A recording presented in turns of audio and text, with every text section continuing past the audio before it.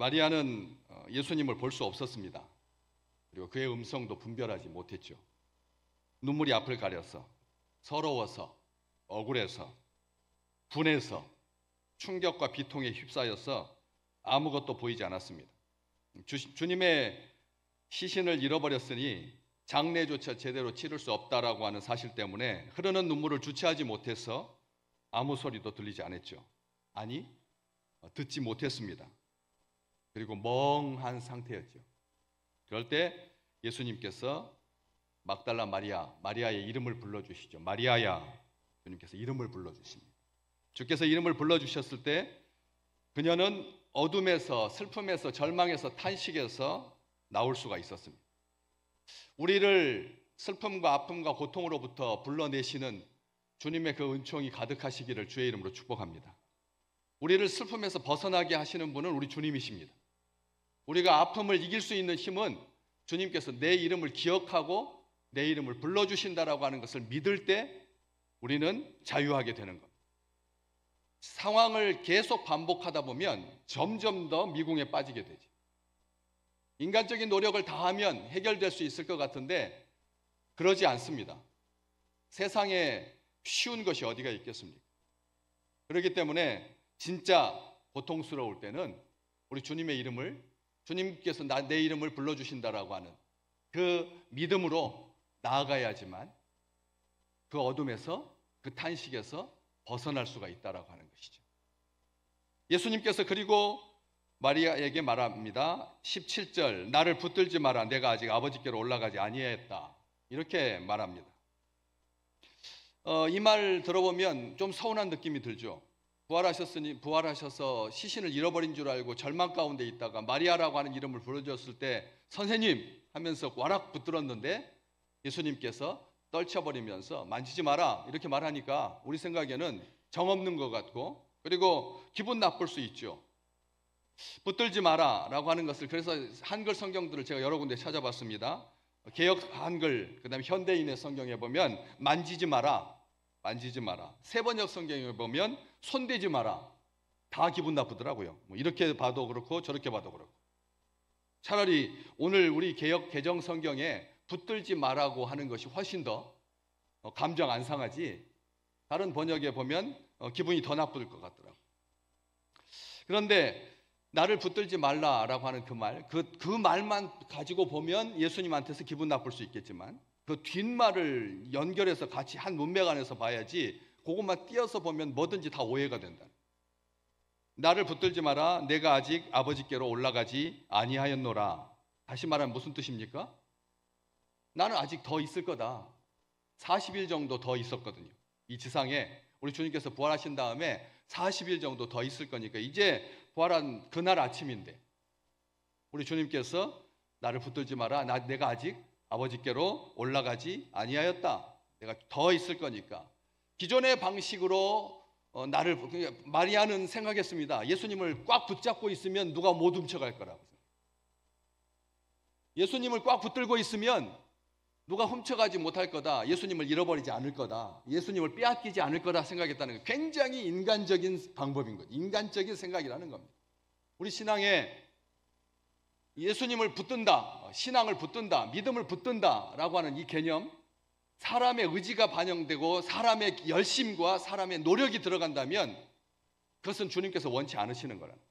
주님은 그런 방식으로, 옛 방식으로 그렇게 주님과 함께 하는 것을 원치 않는다는 거죠. 부활하신 다음에는 새 방식으로 마리아와 함께 하시는 거죠. 새 방식으로. 우리 주님께서 바로 뒷말로 이어집니다. 나를 붙들지 마라. 올라가지 아니하였다. 너는 내 형제들에게 가서 내가 내 아버지 곧 너희 아버지, 내가 너희 하나님, 내 하나님 너희 하나님께 올라간다라고 해라. 이제는 새로운 관계가 되었다는 거죠. 예수님과 제자의 관계가 아닙니다. 그렇죠. 그러면 이렇게 말해야죠. 가서 내 제자들에게 말해라. 그래야 되는데 우리 주님께서 내 제자들에게라고 하지 아니하고 내 형제들에게 가서 말해라. 내 형제들에게. 예수님의 제자들은 예수님의 형제가 아닙니다. 아시잖아요. 예수님의 형제보다 더 못해요. 사실은 다 버리고 도망쳤으니까. 다 버리고 도망쳤으니까 형제라면 어떻게 그럴 수가 있겠습니까? 여러분, 십자가에 자기 형을 두고 도망갈 동생이 있겠습니까? 자기 목숨 아까워가지고 자기 로마 군인들이 무서워서 형을 십자가에 둔 채 뿔뿔이 다 흩어질 수가 있겠습니까? 제 형제만도 못한 거죠. 제자들은 더더욱 아니고요. 그런데 우리 주님께서 형제들에게 가서 새로운 관계가 되었다. 이전의 방식으로 하지 말라는 겁니다. 새 언약의 관계, 부활주의를 맞을 때마다 이런 새 언약적인, 종말론적인, 궁극적인 관계가 되시기를 주의 이름으로 축복합니다. 오늘 설교의 제목, 내 아버지 곧 너희 아버지. 어버이 주일입니다. 우리에게 이 어버이 주일을 통해서 무엇을 카네이션 받으려고 오셨습니까? 카네이션이 오늘의 목적입니까? 어버이 주일날 곰탕 먹는 게 어버이 주일의 그 근본 정신일까요? 이제 50년 동안 교회가 지나오면서 처음에 17살 때부터 시작했던 신앙이 60이 되고 70이 되었습니다. 이제 다 어버이입니다. 다. 오늘 70대 이상 선물 드리는데 두부과자입니다. 70대 이상만 받습니다. 70대 이상이 몇 명이나 했더니 100명이더라고. 100명. 우리 교인들이 중에 30%가 70대 이상입니다. 다 노인들이 되었습니다. 우리가 주님 앞에서 어버이 주일, 새로운 관계로 들어가지 않으면 초고령 사회가 보여주는 것처럼 이 세상은 막막할 수밖에 없는 거죠. 이 세상은 희망이 하나도 없는 거죠. 이 세상에는 꿈은 하나도 없는 거죠. 다 노인들이니까. 어버이 주일날 우리 주님께서 과거에 집착하지 마라. 이전 방식을 고집하지 마라. 부활은 이전 상태로 돌아가는 게 절대 아닙니다. 과거로 돌아가는 게 부활이 아닙니다. 다시 살아서 일정 기간 간신히 겨우 쩔쩔매며 살다가 다시 죽는 것, 그게 부활이 아니다라고 하는 거죠. 우리 따라서 한번 해볼까요? 부활 신앙은 죽음을 멸하는 거다. 아멘. 새 관계인 겁니다. 새 관계.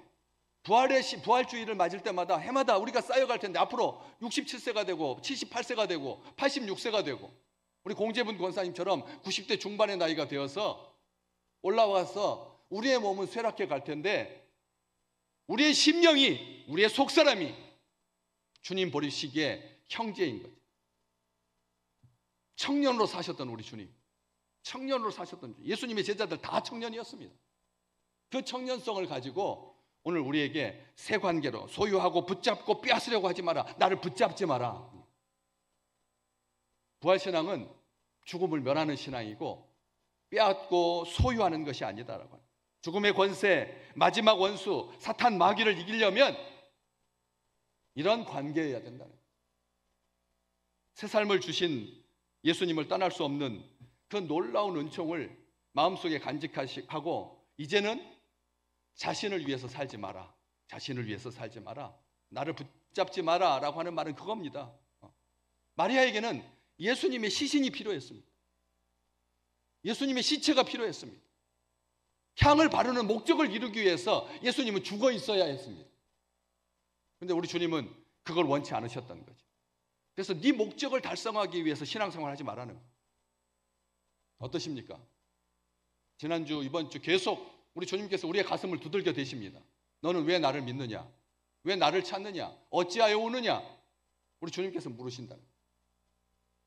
고린도 후서 5장 16절, 그가 모든 사람을 대신하여 죽으심은 살아있는 자들로 하여금 다시 그들 자신을 위하여 살지 않고 오직 그를 대신해서 죽었다가 다시 살아나신 이를 위하여 살게 하려 함이라. 분명히 기록되어 있지 않습니까? 이전처럼 육신대로 살지 말라는 거죠. 이전의 관념으로 내가 이제 50년 가까이 신앙생활을 했으니까 내 패턴으로 하지 말라는 거예요. 부활은 갱신입니다. 부활은 다시 시작하는 것입니다. 부활은 죽음을 이기는 것입니다. 내 형제들에게 가서 이보다 더 위대한 선언이 어디가 있을까요?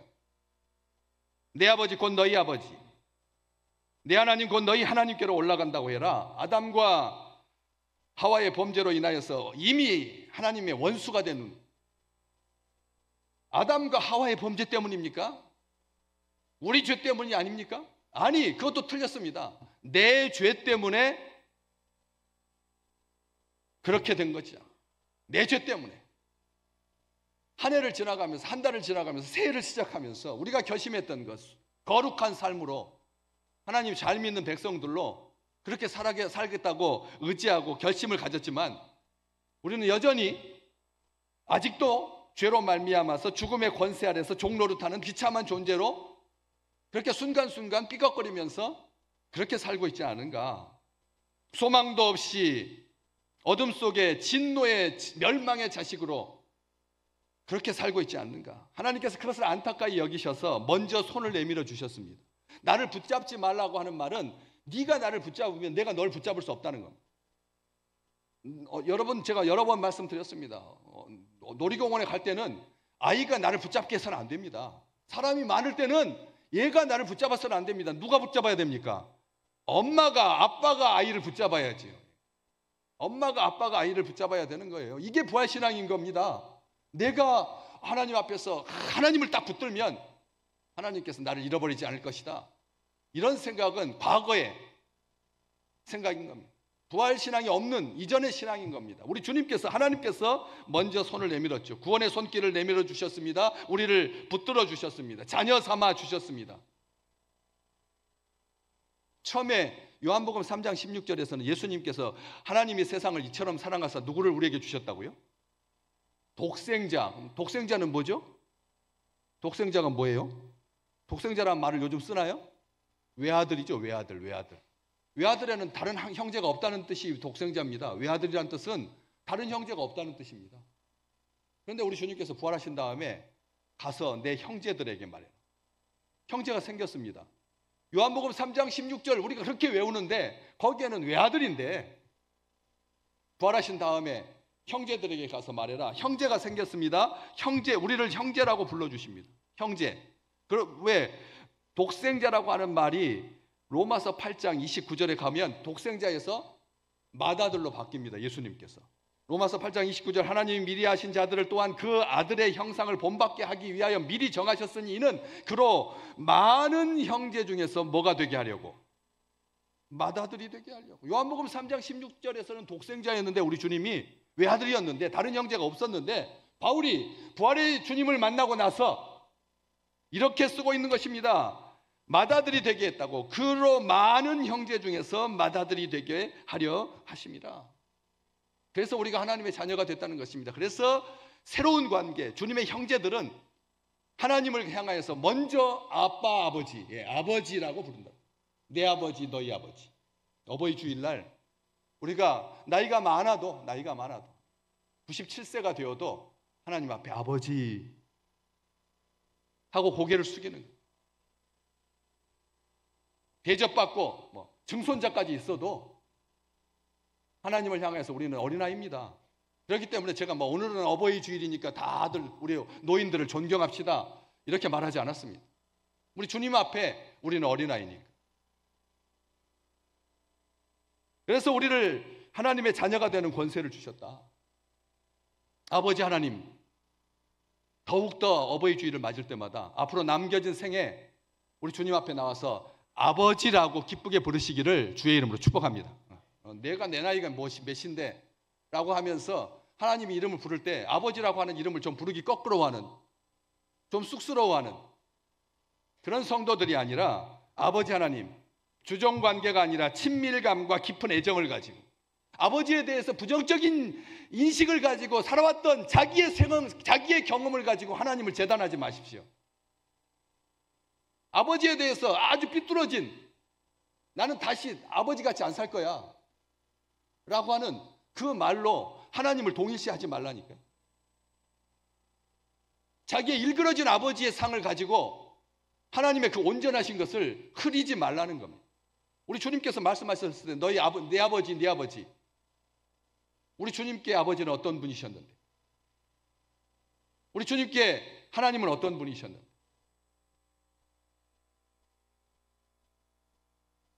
공급하시고 채우시는 아버지.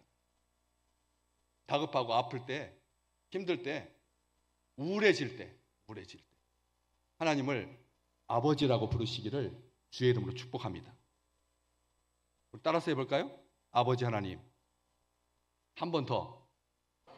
아멘. 하나님은 우리의 아버지십니다. 우리 주님의 아버지, 우리의 아버지. 우리 주님은 우리를 형제라고 부르는 것을 부끄러워하지 않으신다고 히브리서 2장 11절에 기록되어 있습니다. 우리 주님은 우리를 형제라고 부르는 것을 부끄러워하지 않으신다고. 그 주님, 그런 아버지 하나님의 자녀. 그렇기 때문에 염려하지 말라는 거죠. 내 아버지, 너희 아버지라는 말은 첫 번째가 뭐냐면 우리 아버지 하나님, 우리 하나님은 좋으신 하나님이시라는 거예요. 우리를 사랑하시는 하나님이라는 거예요. 우리를 기뻐하시는 하나님이라는 거예요. 우리를 즐거이 부르시는 하나님이라는 거예요. 하나님 앞에 나올 때, 아버지 앞에 나오셨을 때, 아버지 앞에 그냥 껄끄러운, 부담스러운, 무언가 나한테 내 것을 빼앗아 가려고 하는, 있는 거 달라고 하시는 그런 아버지로 오해하고 계시다면 오늘 어버이 주일 살아계신 아버지 하나님 앞에 이 고백을 하실 수 있기를 바랍니다. 우리가 너무나 잘 아는 말씀이잖아요. 누가복음 12장 29절에서 30절, 너희는 무엇을 먹을까 무엇을 마실까 하여서 구하지 말며 근심하지도 말라. 이 모든 것은 세상 사람들이 구하는 것이다. 누가? 빨간색 한번 읽어보십시오. 이런 것이 너희에게 있어야 할 것을 아신다. 세상 사람들처럼 굴지 말라는 거예요. 어버이 주일날 아버지 되신 하나님 앞에 세상 사람들처럼 무엇을 먹을까요? 무엇을 마실까요? 무엇을 입을까요? 그렇게 구하지 말라는 거예요. 하나님은 다 아신다. 그렇게 구하는 자들은 세상 사람들이나 구하는 거지, 하나님 앞에 하나님이 다 하시고 하나님께서 채우시는 거죠. 아버지가 채우시지. 그 말씀을 우리 주님께서 하시는 거죠. 우리는 하나님의 자녀들입니다. 로마서 8장 14절 같이 한번 읽어볼까요? 로마서 8장 14절 큰 목소리로 시작. 무릇 하나님의 영으로 인도함을 받는 사람은 누구다? 압니다. 우리는 누구라고요?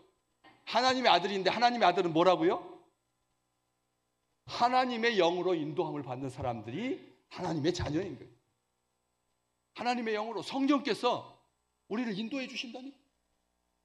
그게 하나님의 자녀라니까요.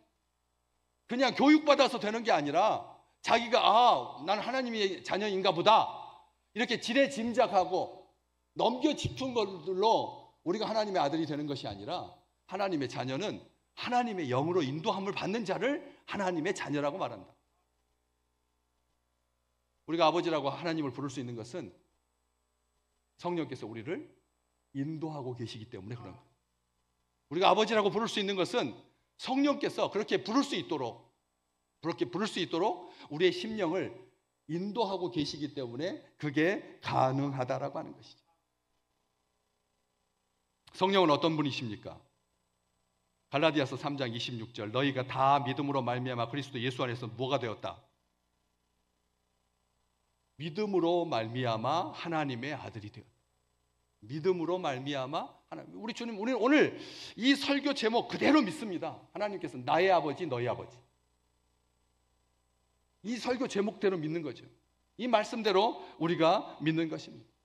우리가 믿음으로 말미암아 예수 안에서 하나님의 아들이 되었다. 성령께서 항상 하나님을 향해서 아빠, 아버지라고 부를 수 있도록 하신다. 정말 우리의 영과 더불어서 우리가 하나님의 자녀라고 하는 것을 날마다 증언해 주신다. 로마서 8장 16절, 성령이 친히 우리 영과 더불어서 우리가 하나님의 자녀인 것을 증언하신다. 성경은 그렇게 기록하고 있습니다. 오직 죽으시고 부활하신 예수님의 공로로만 의지하는 이게 아버지의 자녀들입니다. 하나님을 아버지라고 부르는 사람들은 공포와 두려움으로 살지 않습니다. 은혜와 평강으로 살지요. 왜? 골로새서 1장 12절 말씀 우리 같이 한번 읽어볼까요? 아멘, 아멘. 여기 보면 그냥 우리 하나님으로부터라고 하지 아니하고 뭐라고 돼 있죠? 아버지 하나님. 아버지 하나님은 우리에게 뭘 주신다고요? 은혜와 평강을 주신다. 하나님께서 은혜 받게 하십니다. 말씀 들을 때 속에서부터 멈출 수 없는 하나님을 향한 사랑과 이웃을 향한 사랑으로 넘쳐나도록 은혜 받게 하시고 평강을 주신다.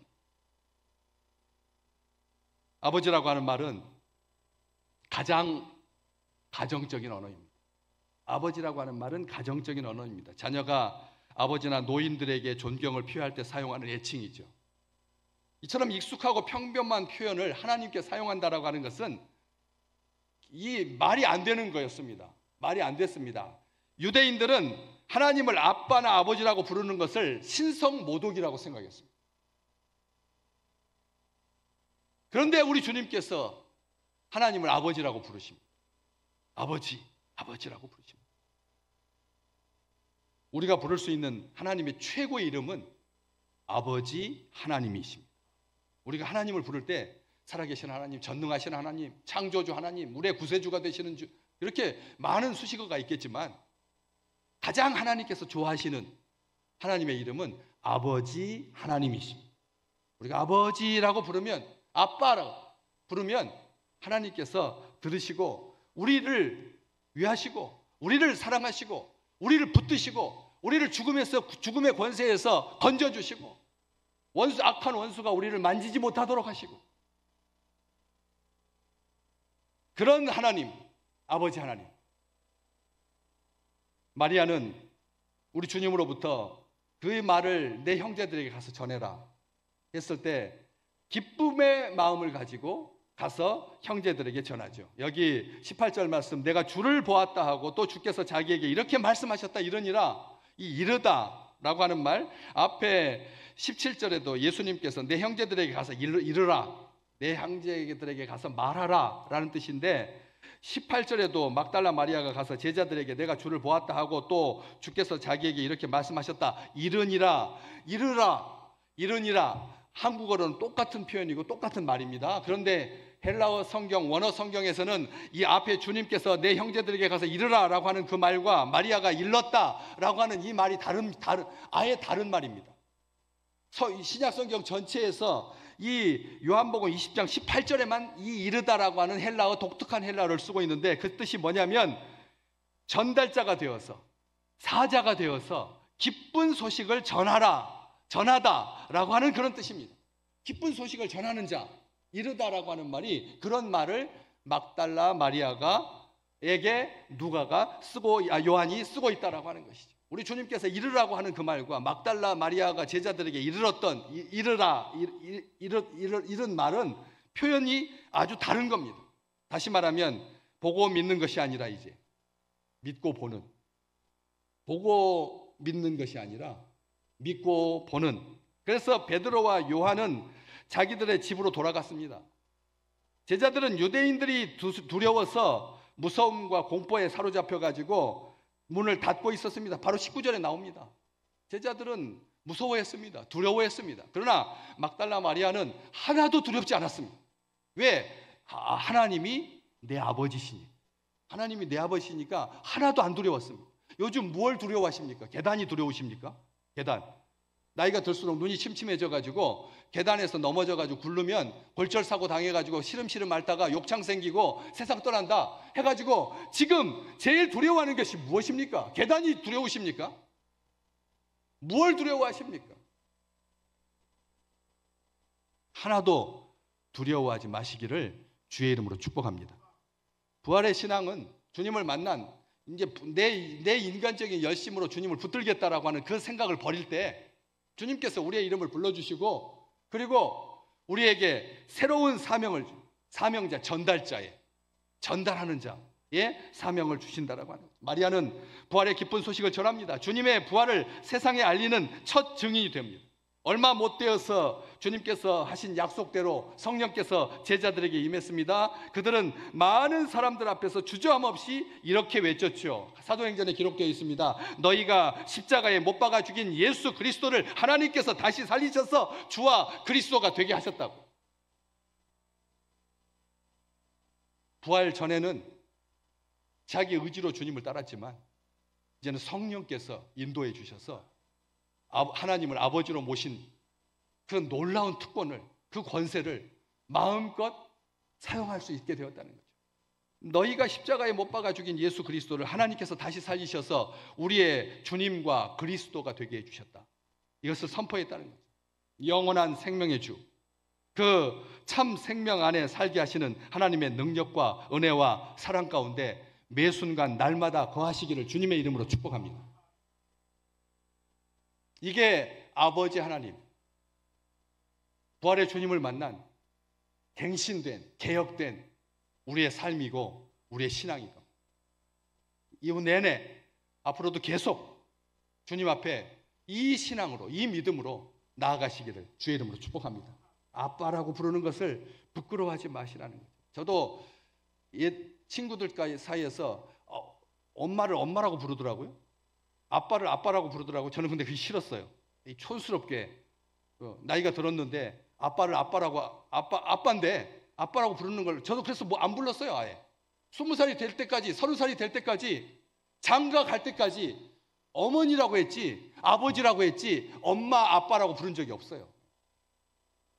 엄마, 친구들이 엄마라고 하고 아빠라고 이야기하면 유치하다고 생각했어요. 너는 나보다 어리다고 생각했다니까요. 그런데 언제부턴가 장가 가고 나서 한참 지났는데 그 소리가 좋더라고요. 왜? 장로님이 자기 어머니를 엄마라고 하더라고요. 같은 교회에 계시는데 어머니가 권사님이신데 아들 장로님이 계신데 장로님이 50이 넘었는데 어머니를 부르면서 엄마 이렇게 부르더라고요. 그런데 하나도 안 어색한 거예요. 야, 저럴 수도 있구나. 그때부터 제 귀가 거듭나기 시작했어요. 그래가지고 그 다음부터는 어느 누구한테 가서 우리 어머니, 우리 아버지라고 하지 아니하고 엄마, 아빠라고 합니다. 엄마, 아빠라고. 얘들이 보는 앞에서 엄마, 아빠라고 하지 않지만 친구들 있는 데서나 어디서든지 엄마하고 아빠라고 부르는 것을 어색하지 않게 되었습니다. 그래서 자연스럽게 말하게 됐습니다. 그냥 엄마라고, 아빠라고. 믿음의 신앙 얼마나 경륜이 있으십니까? 무두셀라만큼 사셨습니까? 그런데도 하나님을 아버지라고 부르는 것을 쑥스러워하십니까? 내 자녀들이 보고 있는데 하나님 앞에 아빠라고 하는 게 부끄러우십니까? 어버이 주일입니다. 우리는 어린아이입니다. 주님께서 말씀하셨지 않습니까? 나도 하나님 앞에 아빠라고 한다. 그런데 우리가 뭐라고 하나님 앞에 아빠라고 부르는 것을 부끄러워한다는 말입니다. 기회 있을 때마다 아빠, 아버지, 아빠 이렇게 붙드셔서 우리를 그 모습 그대로 사랑하시는, 우리를 창세 전부터, 태초부터 아들로 삼으신, 자녀 삼으신 그 하나님의 은총 가운데 매 순간 날마다 거하시기를 주의 이름으로 축복합니다. 아버지 하나님이라고 부르는 숫자만큼 복 받습니다. 제가 선포합니다. 아버지라고 부르는 만큼 복 받게 되어 있습니다. 은혜 받게 되어 있습니다. 부활주일 이후부터 하나님 부르실 때 아빠 하나님, 아버지 하나님, 기도할 때마다 저는 또 그것도 처음에는 또 얼마나 듣기 싫었는데 기도할 때마다 아버지 기도할 때마다 그 아버지가 마치 뭐 후렴구치인 것처럼 한마디 하고 아버지, 한마디 하고 아버지 하는 거 얼마나 유치하게 생각했었는데, 근데 지나고 보니까 오늘 말씀 보면서 생각했어요. 우리 하나님, 우리 주님도 아버지를 부르는 것을 죽는 순간까지 아버지를 불렀는데 부끄러워하지 않으셨는데 우리가 너무 아끼는 것 같아요. 하나님 아버지라고 부르는 것을 자꾸 망설이는 것 같아요. 아버지 하나님 의도적으로라도 3번씩 하셔서 다음 주일날 주의 전에 올라왔을 때 우리의 입술이 향기가 나, 우리의 삶에 은혜가 넘치는 평강 가운데 거하는 귀한 우리 식구들 되시기를 주의 이름으로 축복합니다.